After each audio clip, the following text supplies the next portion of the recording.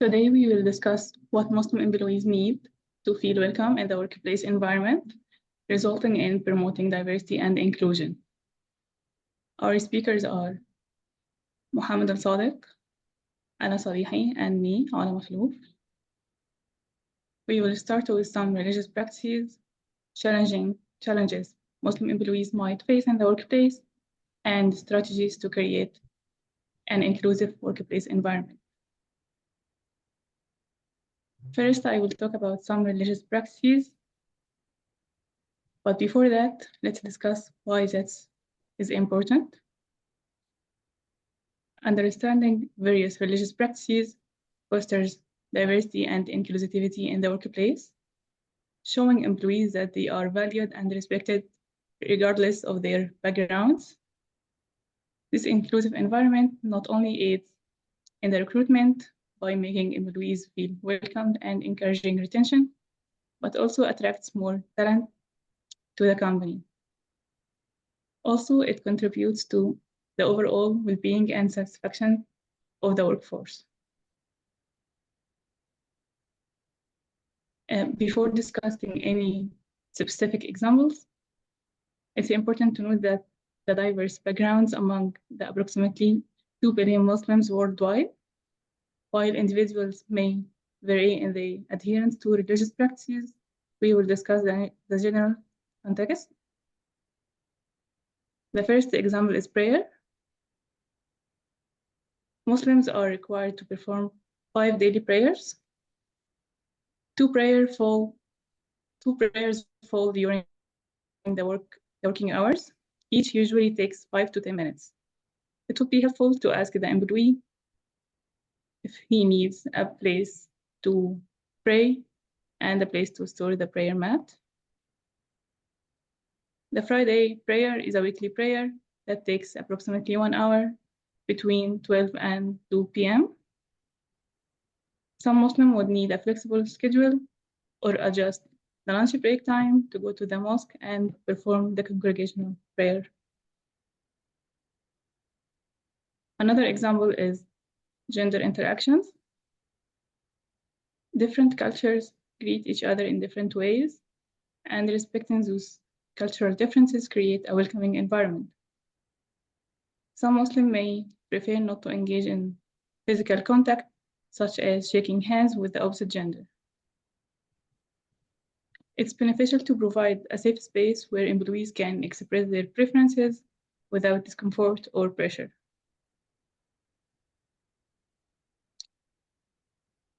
Another example is dress code and appearance. In Islam, the dress code is guided by principles of modesty and decency. Many Muslim women wear the headscarf, the hijab, as a symbol of modesty and faith, covering their hair in public settings. And some men maintain a beard as following the example of the Prophet Muhammad. Providing options for uniform modifications or alternative dress standards can accommodate employees while maintaining professional appearance standards. Another example is fasting. The most notable fasting period is Ramadan. Muslims abstain from food and drink from sunrise until sunset. Ramadan lasts for 29 or 30 days, depending on the settings of the moon, and comes in the celebration of Eid al-Fitr as a festival marking the end of fasting. Employers can accommodate mealtime by offering flexible and work schedule during Ramadan for the employees who work on the night shift, or allowing Muslim employees to adjust their work hours to accommodate meal timing to ensure they have time to eat without compromising their professional responsibilities. It would be helpful to arrange with Muslim employees to let you know when Ramadan starts, as it doesn't come at the same time every year, as it depends on the lunar calendar.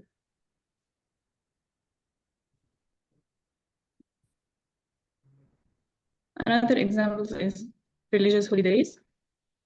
For Muslims, religious holidays such as Eid al-Fitr and Eid al-Adha holds importance and celebrated with prayer, family gathering, and community activities.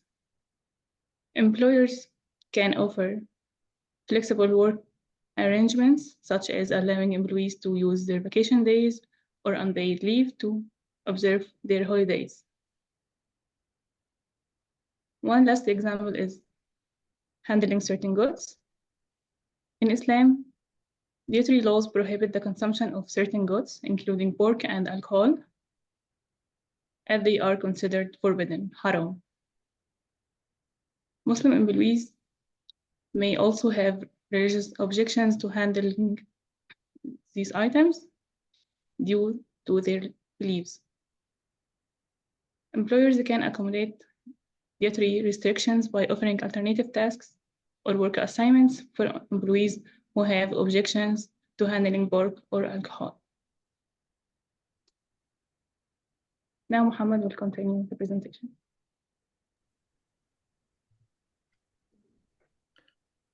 Good morning, everyone.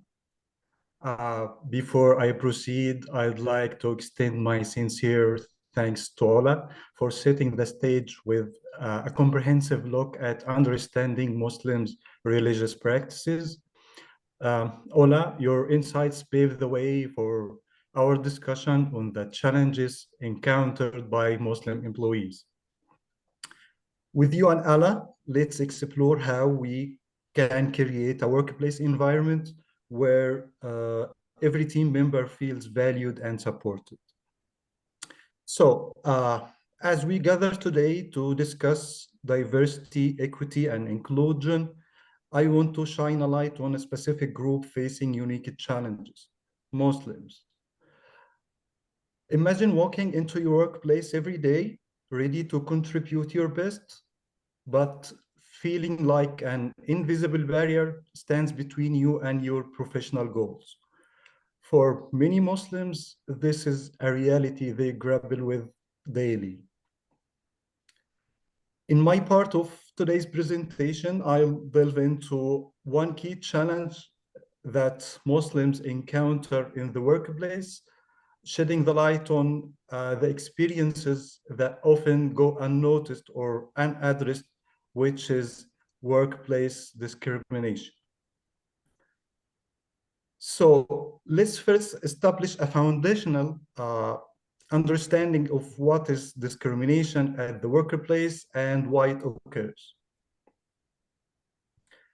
As a definition, workplace discrimination refers to unfair or unequal treatments of employees or job applicants based on certain characteristics, such as race, gender, religion, or age. This discrimination can manifest in various forms, including hiring bias, harassment, unequal treatment in promotion or pay, and the failure to accommodate religious practice. Now let's explore workplace discrimination, why workplace discrimination occur, and what factors contribute to its occur. So in the next slide, we will focus on the causes of workplace discrimination, such as prejudice and stereotypes. Discrimination often comes from unfair beliefs that certain groups like Muslims. These strong ideas can lead to treating people unfairly. Political and social climate, what happened in the politics and society and how news talks about Muslims can make discrimination worse. Cultural and religious differences. Not understanding or respecting Muslims' customs and beliefs can lead to discrimination. Individual bias. Sometimes people have unfair thoughts about Muslims. This can be because of personal feelings or not knowing Muslims or not knowing much about Muslims. So let's understand the impact. Yeah. Let's go to the previous slide. Understanding that, yes. As we embark on understanding the impact of discrimination in the workplace, it's essential to acknowledge the profound ripple effects it casts on individuals and organizations alike. Discrimination doesn't just harm those directly affected, it undermines organizational morale, productivity, and overall health. So as an example of negative effects on employees and organization, we can find a decreased job satisfaction and engagement, psychological stress and mental health problems, reduced productivity and performance, higher turnover, and difficulty to retain talents. So here I'd like to talk about a study conducted by Muslim Relief Canada. Let me shed the light on a significant results by this study. This study reveals an alarming discrimination in the Canadian workplace. So in the next slide, I'll talk about key findings that this study showing. Here we can find that in the key findings slide, please go to the next slide. Yeah, here we can find that 80% of participants perceive that their Muslim's identity is hindering their career growth. 90% of hijab-wearing women experienced the highest workplace Islamophobia. 60% of participants didn't report discrimination, fearing from social consequences.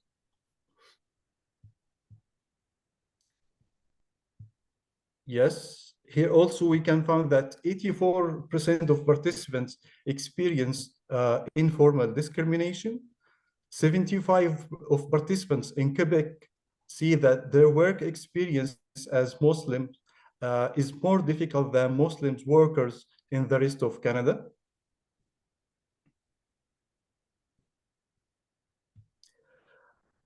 Muslims reported not consuming alcohol as the most common barrier to inclusivity and advancement in the workplace.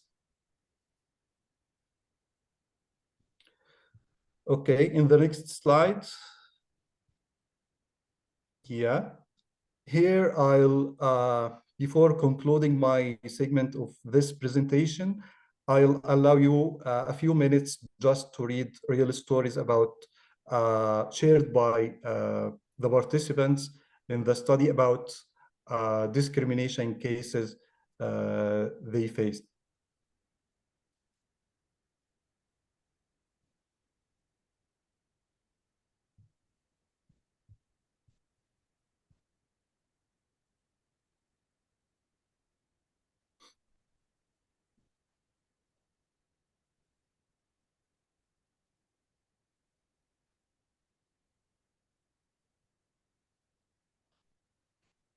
So in conclusion, as we strive to embrace diversity and create a welcoming environment for all, it's crucial to recognize and address challenges faced by Muslim team members by fostering inclusivity and understanding. We not only enhance our workplace culture, but also unlock the full potential of our diverse workplace. With that said, I'd like to hand over the mic to Ala to continue our journey towards building a more inclusive workplace. Thank you all for your attention, and Ala, the mic is yours now. Thank you, Mohammed. Thank you, Ola. Hi, everyone. My name is Ala. And according to what has been said, and based on the discussion I had with Muslim community from different countries around the world, I would like to walk you through the solution and strategies for creating a welcoming environment for everyone, especially Muslim community. So let's go to the next slide. For the recommended course of action, it's essential to highlight the recommended course of action as our approach focuses on 4 pillars of education, inclusivity, representation, and community engagement. Education and awareness lay the foundation for understanding and acceptance. Employer practices for inclusivity, going to back of the previous slide. Employer practices for inclusivity ensure the fairness and equal opportunity in the workplace. Representation and visibility promote the diversity and celebrate contribution. And lastly, community engagement foster unity and support. Each action plays a vital role in building a welcoming environment. Let's delve to each of them and explore how we can make a positive impact together. Next slide, please. The first pillar is education and awareness that are fundamental pillar. The cultural competency training and community workshop offer insight into Islam and Muslim culture, fostering understanding. Moreover, encountering interfaith dialogue promotes harmony and respect among diverse faiths. By embracing education and awareness, we lay the groundwork for inclusivity and acceptance. Let's go to the next one. The second pillar starts in the workplace, as inclusivity is paramount. Implementing inclusive hiring practices and providing religious accommodation demonstrate respect and support for Muslim employees. Additionally, establishing anti-discrimination policy in the workplace and promoting inclusive leadership among employees ensure fairness and equality. Affinity groups further foster a sense of belonging and support for minority communities. The next one. In the same way, representation and visibility are key to fostering inclusivity. Promoting diversity in media, supporting Muslim participation in decision-making roles highlight the richness of our community. Celebrating Muslim heritage acknowledges their valuable contribution to Canadian society. And as you can see in the right side, there is an article that demonstrates that although the Muslim community are 25% around the world, they have less than expected media, and it's good to include them in having the more representation of this community. Next slide, please. The final pillar is community engagement, which strengthens bonds and builds trust. Engaging outreach program and initiative demonstrates support. In the Greater Fredericton Social Innovation, GFSI, some fantastic actions has been already taken. Pop-up hijab at Blonde Inn was an event that New Brunswickers tried hijab with guidance of Syrian ladies, and some of them expressed that that was their first interaction with Muslim community, and they were so excited about that. The other one was Atlantic Superstore initiative to welcome new Syrian neighbors, which people had like heart label sticker in some of the products that Syrian and Muslim people could have, so that they're kind of build a bond between New Brunswickers and newcomers. Those actions shows that together we can make a positive impact and create a more inclusive society. The next one. Finally, in a diverse workplace, Muslims play a crucial role too, asserting right professionally, reflecting values, embracing diversity, and actively participating in community contribution to a harmonious work environment. By upholding professional standards, we can foster inclusivity and mutual respect. In conclusion, the next slide.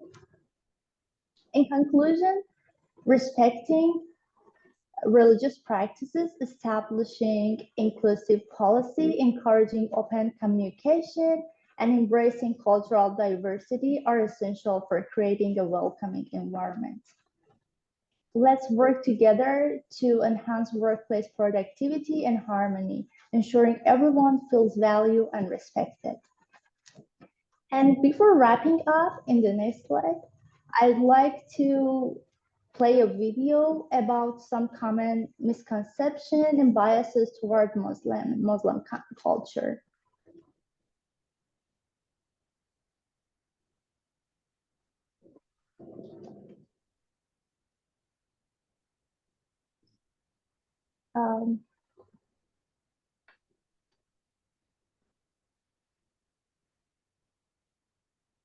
I think we don't have the sound.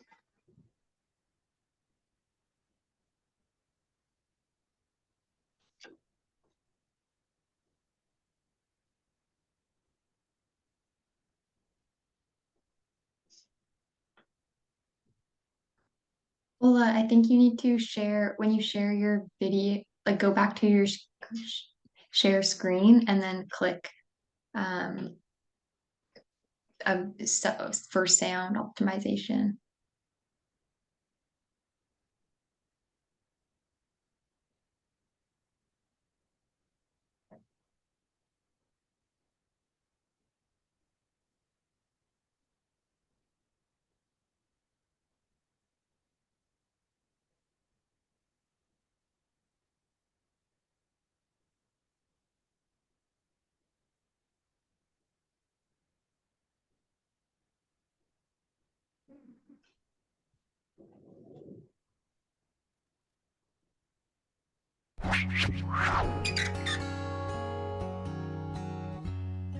I am Muslim, but I'm not angry. I'm Muslim, but I'm not forced to wear a headscarf. I'm Muslim, but I don't wear the hijab. I'm Muslim, but I'm not dangerous unless we're on the dance floor. I'm Muslim, but I don't care if you're Shia or Sunni or Sufi. Embrace them all. I'm Muslim, but I'm not a terrorist. But I'm not a terrorist. But I'm not a terrorist. But I'm not stopped at airports because my name is Tom and I'm white. I'm Muslim, but I'm not Arab. I am Muslim, but I love Jews. I'm Muslim, but I'm not an immigrant. I'm Muslim, but I'm not homophobic. But I'm not prejudiced towards others. But I don't hate America. I'm Muslim, but I'm not easily offended. I'm Muslim, but I don't look like one. I am Muslim, but I had bacon one time on accident. It was good. I'm Muslim, but I don't scream Allahu Akbar randomly out loud. I am Muslim, but I wasn't the one who told kids that there was no Santa. I'm Muslim, but you can be whatever you want to be. I'm Muslim and I'm a feminist. I'm Muslim and I believe in equality. I'm Muslim and I'm descended from pilgrims on the Mayflower. I'm Muslim and I love listening to rap music. I am Muslim and I love Thanksgiving. And I was born and raised in Los Angeles. And I'm an actress. I'm Muslim and I love dancing. And I'm a spoken word poet. And I'm a hip hop artist. And I ride a motorcycle. And I love Ohio State football. I'm Muslim and I love smiling. I'm a Muslim and I date, even though my parents hate it. I'm Muslim and I like to surf. And I'm a writer. And my best friends are not Muslim. And I'm a convert. What? I'm Muslim, and that doesn't contradict with being American. I'm Muslim and my religion teaches me to love everyone.